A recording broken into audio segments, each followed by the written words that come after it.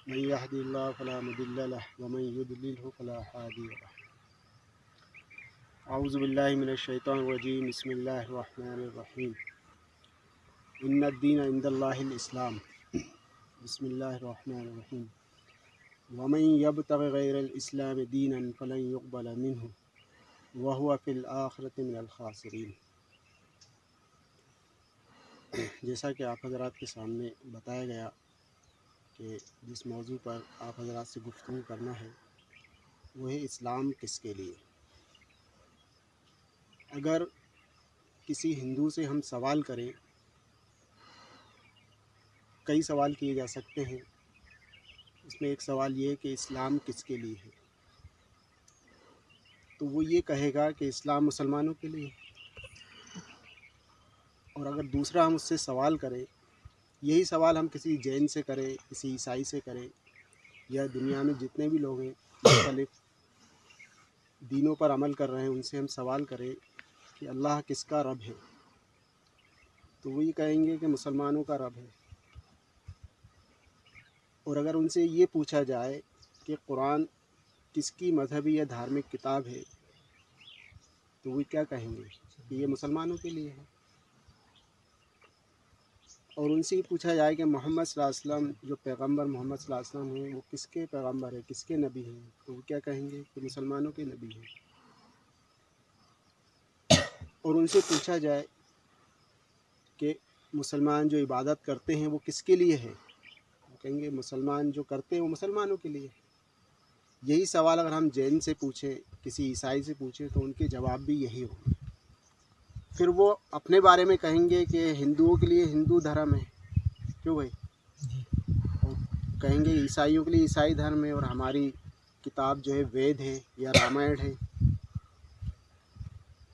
تو میں یہاں سوال کرتا ہوں کہ ان کی سوچ کیا یہ صحیح ہے کہ اسلام مسلمانوں کے لیے ہے، اللہ مسلمانوں کا رب ہے، اور قرآن مسلمانوں کے لیے ہے، ان کی کتابیں ان کے لیے ہیں، وہ جیسی زندگی جی رہے ہیں وہ ان کے لیے دین ہے.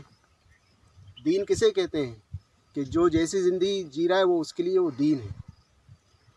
لیکن مسلمان کو کیسے زندگی جینا ہے، اس کے لیے اللہ تعالیٰ نے قرآن پاک میں فرمایا ان الدین عند اللہ الاسلام، کہ اللہ تعالیٰ کے نزدیک پسندیدہ دین جو ہے وہ اسلام ہے.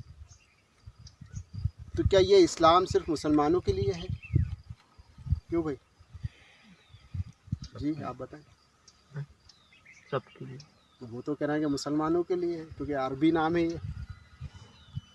اور محمد صلی اللہ علیہ وسلم کس کے لیے ہے؟ سب کے لیے. سب کے لیے. سب کے لیے. تو یہ بات جو ہے تقریباً زیادہ تر مسلمان جانتے ہیں، اور کچھ جانتے بھی نہیں ہیں. کچھ سے بات ہوئی تو ان کہہ رہے کسی نان مسلم کو قرآن مت دینا، ناپاک ہو جائے گا، بے ادبی ہو جائے گی. تو وہ مسلمان کیا سمجھ رہا ہے کہ اس قرآن جو ہے مسلمانوں کے لیے ہے، اور وہ اس کو اونچی طاق پر رکھتا ہے لپیٹ کے. ایسے ہی ہے نا بھائی؟ لیکن اصل میں یہ بات نہیں ہے. اس کا جواب ہم اللہ کی کتاب سے اور محمد صلی اللہ علیہ وسلم کی احادیث سے اور محمد صلی اللہ علیہ وسلم کی زندگی سے معلوم کریں گے کہ اصل بات کیا ہے، اصل کیا ہے. جس طرح سے سورہ فاتحہ کے اندر ہم جو سورہ فاتحہ پڑھتے ہیں اس کے اندر ہم کیا کہتے ہیں؟ الحمدللہ رب العالمین، کہ تمام تعریفیں اللہ کے لیے ہیں جو تمام عالموں کا رب ہے، پروردگار ہے، پالن ہار ہے. تو تمام عالموں میں سب آ گئے، کیوں بھائی؟ انسان بھی آ گئے، جنات بھی آ گئے، ہندو بھی آ گئے، عیسائی بھی آ گئے، جتنے بھی طرح کے لوگ ہیں سب آ گئے، ان عالموں کے اندر وہ بھی رہتے ہیں. اللہ تعالیٰ خود کہہ رہا ہے الحمدللہ رب العالمین، کہ تمام عالموں کا پروردگار پالنے والا کون ہے؟ اللہ تعالیٰ ہے. تو جو پالے وہی لائق عبادت ہے، کیوں بھائی؟ جو سب کچھ دے اسی کی پوجا، اسی کی تعریف کرنا چاہیے. تو یہاں یہ بات کلیئر ہوئی کہ اللہ تعالیٰ ہی تمام انسانوں کا رب ہے، پالن ہار ہے. لیکن یہ بات ہم اور آپ جانتے ہیں، اور یہ بات قرآن پاک کے اندر ہے اور دینی کتابوں میں، لیکن وہ نہیں جانتے. جانتے ہیں کیا وہ؟ نہیں جانتے نا. اچھا، دوسری بات یہ کہ محمد صلی اللہ علیہ وسلم قرآن پاک وہ کیا صرف مسلمانوں کے لیے ہے؟ نہیں. ہم قرآن پاک کے اندر بھی جو ہے دیکھیں گے تو وہاں پر بھی یہ بات نہیں ملتی. کہ ہدل للناس تمام انسانوں کے لیے ہدایت ہے۔ اللہ تعالیٰ نے خود کہا شہر رمضان الذی انزل فیہ القرآن ہدل للناس، رمضان کا وہ مہینہ ہے جس میں اللہ تعالیٰ نے قرآن کو نازل فرمایا، تمام انسانوں کے لیے اس کے اندر ہدایت ہے، تمام انسانوں کے لیے اس کے اندر ست مارگ ہے۔ تو معلوم یہ ہوا کہ اللہ کی کتاب بھی ہے تمام انسانوں کے لیے، صرف مسلمانوں کے لیے نہیں، تمام انسانوں کے لیے۔ اب تیسری بات کہ محمد صلی اللہ علیہ وسلم کیا صرف مسلمانوں کے لیے بھیجے گئے؟ وما ارسلناک الا رحمۃ للعالمین، کیا فرمایا گیا کہ آپ تمام عالموں کے لیے رحمت بنا کر بھیجے۔ اسی لیے آپ کی زندگی سے یہ چیز ملتی ہے ہمیں۔ طائف آپ کیوں گئے؟ کس کے پاس گئے تھے آپ؟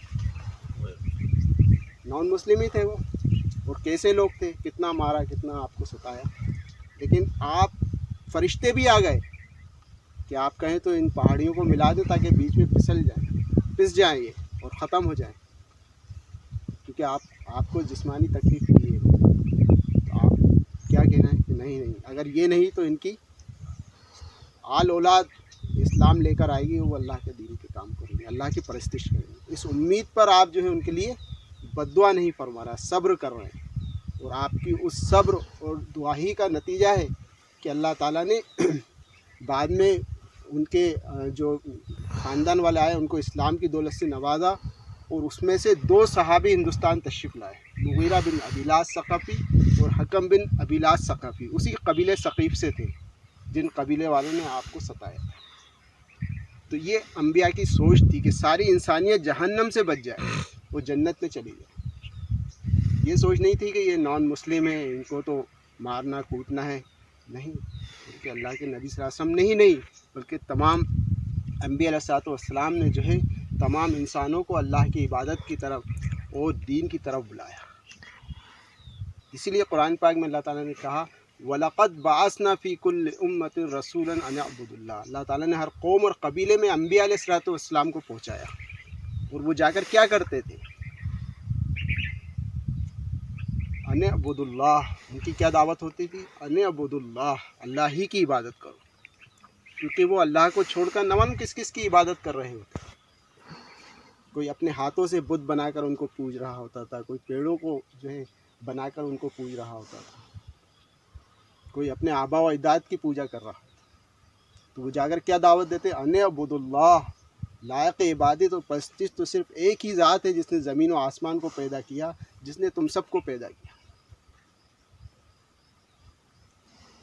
تو معلوم یہ ہوا کہ اللہ تعالیٰ ہی تمام انسانوں کا رب ہے، پوری کائنات کا رب ہے، وہی پال رہا ہے۔ اور اب عبادت جو ہم کرتے ہیں وہ کیا صرف مسلمانوں ہی کو کرنا ہے؟ نہیں، بلکہ یہ عبادت بھی اللہ تعالیٰ نے تمام انسانوں کے لیے جو ہے پسند فرمائی ہے۔